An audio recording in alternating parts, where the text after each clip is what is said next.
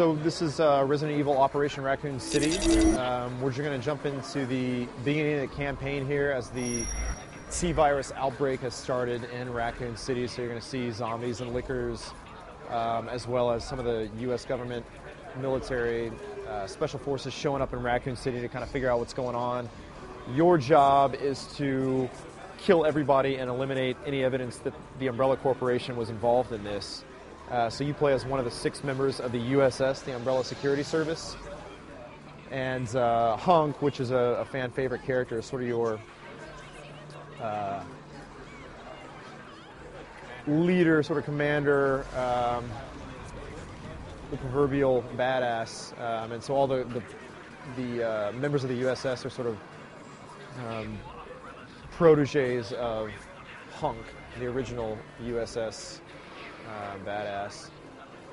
This mission takes place in the Raccoon City Hall.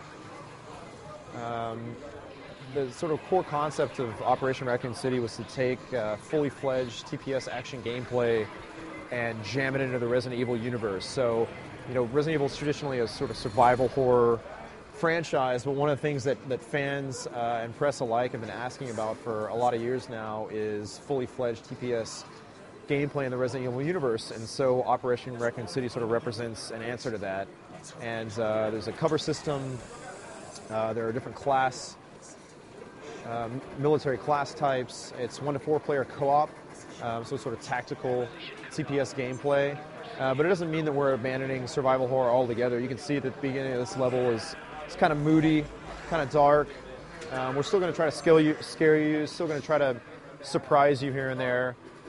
Even though the main mode of gameplay is very much survival horror. He just got grabbed by a zombie there.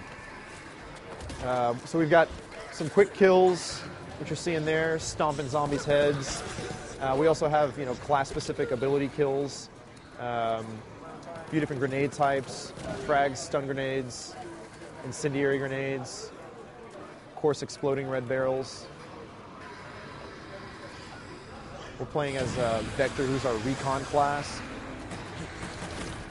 He's got abilities like stealth camouflage, mimicry. He can take over the appearance of what enemy characters look like, sort of hide in the environments. He's using a zombie shield right now. So we've got a CQC system that allows you to attack melee 360 degrees, front, back, left, and right. From there, you can hold the melee button, grab zombies, use them as a shield. You can hit a quick kill button and kill them, or you can use your ability button and do an ability-specific kill depending on your class. Here's Nikolai, fan-favorite character from Resident Evil 3, showing up in City Hall here. As you play through the Operation Raccoon City campaign, you're going to run into all kinds of familiar Resident Evil characters, environments, enemies, boss characters. So everything that fans know and love from the Resident Evil 2 and 3 timelines serve as the sort of fictional foundation for Operation Raccoon City. But depending on how you want to play, you can choose to walk the line, keep the canon, keep the story intact, and not change anything, or you'll have interesting choices like whether or not you want to kill Leon, which obviously changed the Resident Evil timeline altogether.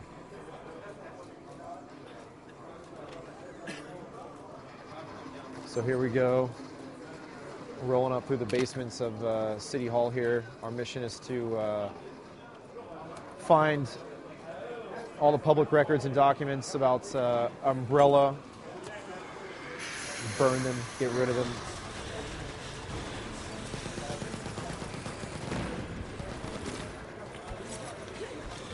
So you can see that these USS guys, they don't think twice about killing zombies. They're specially trained by Umbrella. They know what the T-virus is. They know what Tyrants are and Nemesis is. They know what the T-virus can do. So this is not a survival story. This is a story about the nefarious Umbrella Corporation and all the evil stuff that they try to do to cover up the outbreak in Raccoon City. So here we go. We got some military-type enemies to deal with. There's a stun grenade. We got, again, 3 different grenade types. Using stealth camouflage in conjunction with a CQC system. You can see how effective that is.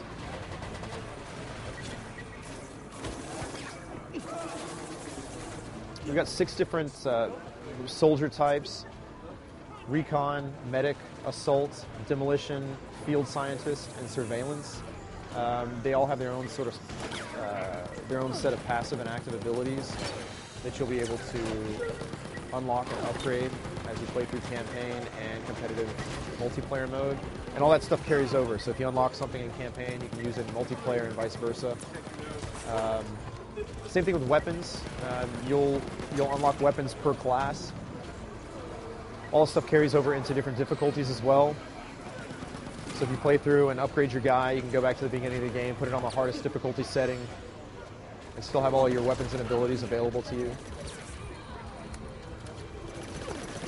We got classic healing items like green herbs, first aid spray, as well as antiviral spray in case you get infected with the T-virus. There's a lot of different ways to get infected.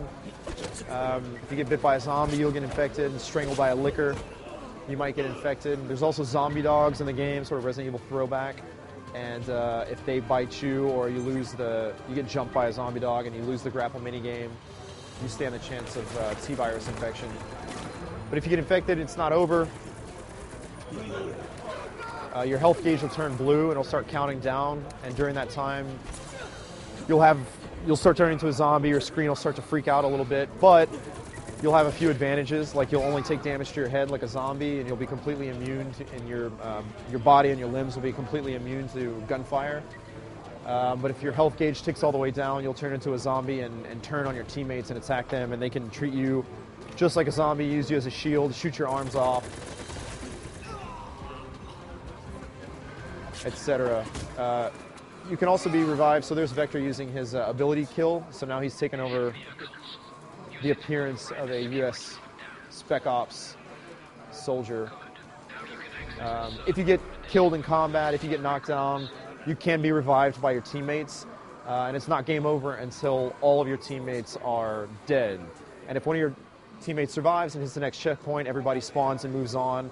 So we keep the co-op gameplay pretty seamless and non-frustrating. If you do die, the checkpoint system is really simple, quick loading. You'll start right back where you were. So here's Nikolai taking out his UBCS squad mates, which, if you know your Resident Evil history, is part of Operation Watchdog and all the evil stuff other branches of the Umbrella Corporation were doing.